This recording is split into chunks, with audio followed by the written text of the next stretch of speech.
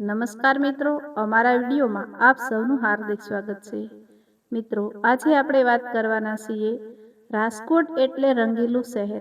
આ શહેરની સાંજનો એક અલગ જ મિજાજ હોય છે. આખો દિવસ કારખાનાઓની મશીનરી વચ્ચે પરસેવું પાડ્યા પછી કે ઓફિસમાં મગજ દોડાવ્યા પછી સાંજ પડે એટલે રાજકોટીઓને બધો જ થાક ખાણીપીણીની બજારમાં ઓગળી જાય.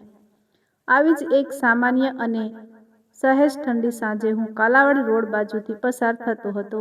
ભૂખ લાગી હોવાથી મેં ત્યાં મારી ફેવરેટ ભેળની દુકાનમાં જઈને નાસ્તો કરવાનું વિચાર્યું. આજે હું એકલો જ હતો એટલે કોઈ પણ ખાલી ટેબલ જોઈને હું એક ખુરશી પર ગોઠવાઈ ગયો. ટેબલ પર મારી સામેની ખુરશી ખાલી હતી. થોડી વારમાં એક આશરે 80 થી 90 વર્ષના વૃદ્ધ દાદા ધીમા પગલે ચાલતા આવ્યા અને મારી સામેની ખુરશી પર બેઠા. મેં તેમના તરફ એક નજર કરી. માથે સફેદ ગાંધી ટોપી, પહેરણમાં સફેદ જબ્બો અને નીચે કપની જેવો લહેંગો. કપડાં સાવ સાદા પણ એકદમ સ્વસ્થ.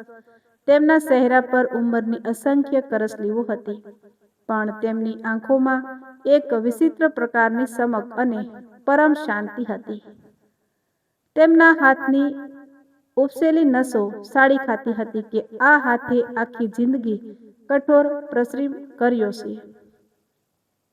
હું મારી ભેળની રાહ જોતો હતો. ત્યાં દાદાએ ઓર્ડર આપ્યો.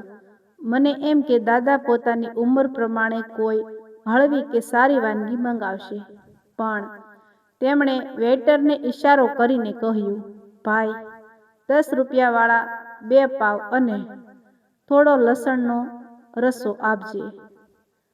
થોડી વારમાં એક નાની સ્ટીલની ડીશમાં 2 સાદા પાવ અને એક વાટકીમાં લસણની તીખી ચટણી જેવો ગરમ લાલ ગુમ રસો આવ્યો. દાદાએ ધ્રુજતા પણ મક્કમ હાથે પાવનો એક નાનો ટુકડો તોડ્યો.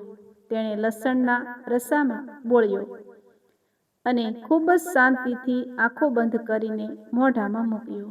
જાણે કોઈ 56 ભોગ જમતા હોય એવી તૃપ્તિ તેમના ચહેરા પર સ્પષ્ટ દેખાઈ રહી હતી. મારી નજર તેમના પર જ ચોંટેલી હતી. આજના જમાનામાં જ્યાં લોકો હોટલમાં હજારો રૂપિયા ઉડાવી દે છે, ત્યાં આ ઉંમરે એક વૃદ્ધ માણસ માત્ર 10 રૂપિયાના 2 પાવ અને તીખો લસણનો રસો ખાઈને ભૂખ સંતોષે. એ દ્રશ્ય મને અંદરથી હસમસાવી ગયું. મને લાગ્યું કે કદાચ દાદા આર્થિક રીતે ખૂબ જ ગરીબ હશે.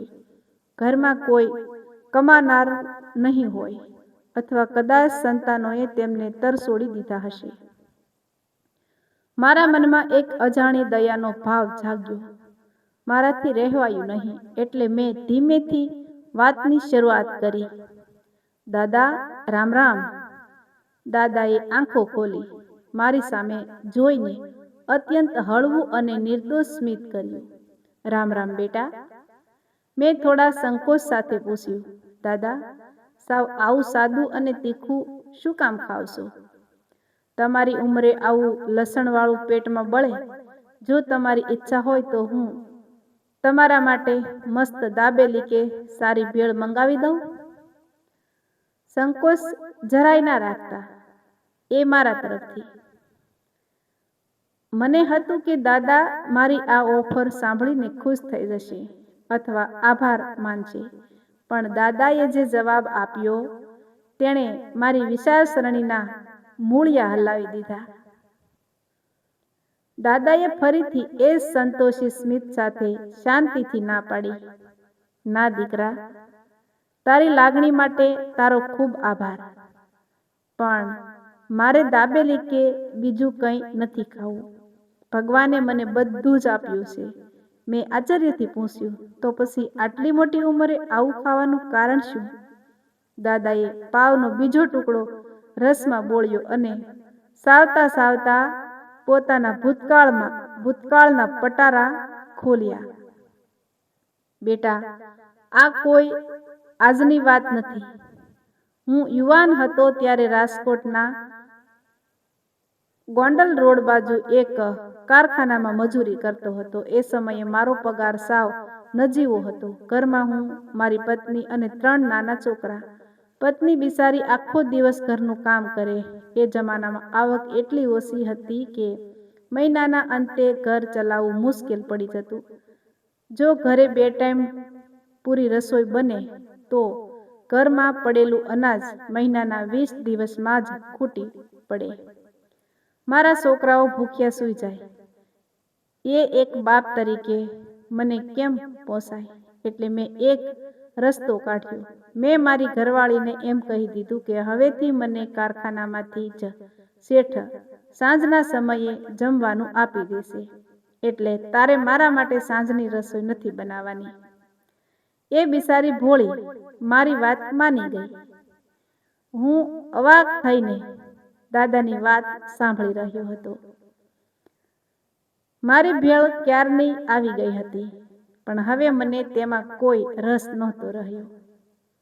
હકીકતમાં કારખાનામાં એવું કોઈ જમવાનું નહોતું મળતું. દાદાની આંખોમાં એક ભીનાશ અને અવાજમાં એક ગર્વ હતો. હું કારખાનેથી છૂટીને ત્યારે એક રોટલીના ભાવે મળતા 2 પાવ આવા રસા સાથે ખાઈ આવતો. રોજ સાંજે બસ આ જ મારું ભોજન. પેટ ભરીને આ લસણનો રસો અને પાવ ખાઈ લઉં એટલે રાત નીકળી જાય.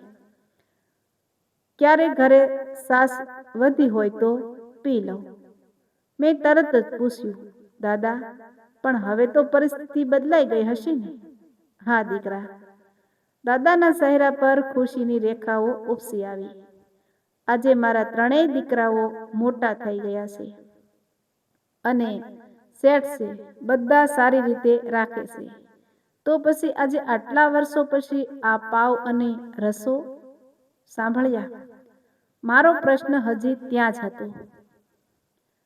દાદાએ હસીને કહ્યું, આ પાવ અને લસણનો રસો એ મારી ગરીબી નથી બેટા, એ મારો ભૂતકાળ છે. એ મારો અને મારા પરિવારનો સંઘર્ષ છે. આજે પણ 15 દિવસે હું અહીં આવી જાઉં છું. આ લસણના રસમાં મને એ દિવસોની મહેક આવે છે. આ રસો મને યાદ અપાવે છે કે અમે ક્યાંથી શરૂઆત કરી હતી અને આજે ઈશ્વરની કૃપાથી ક્યાં છીએ. જ્યારે હું આ પાવ ખાઉં છું ત્યારે મને એ વાતનો અહેસાસ રહે છે કે જિંદગીમાં સંતોષ જ સૌથી મોટી સંપત્તિ છે. આ સ્વાદ મને મારા મૂળ અને મારી જમીન સાથે જોડી રાખે છે. મેં દાદા સામે આદરપૂર્વક જોયું. 80-90 વર્ષની ઉંમરે પણ તેમનું શરીર એકદમ સ્વસ્થ હતું. કોઈ બીમારી નહીં, કોઈ થાક નહીં. મને સમજાયું કે તેમની આ સ્વસ્થતાનું કારણ કોઈ મોંઘી દવાઓ કે ડ્રાયફ્રૂટ નહોતા, પણ તેમનો આ સંતોષ અને પોતાના પરિવાર માટે કરેલો નિસ્વાર્થ ત્યાગ હતો. જે માણસ જિંદગીમાં પોતાના સંતાનો માટે વર્ષો સુધી ભૂખ વેઠીને પણ સ્મિત કરી શક્યો હોય તેને કઈ બીમારી હરાવી શકે.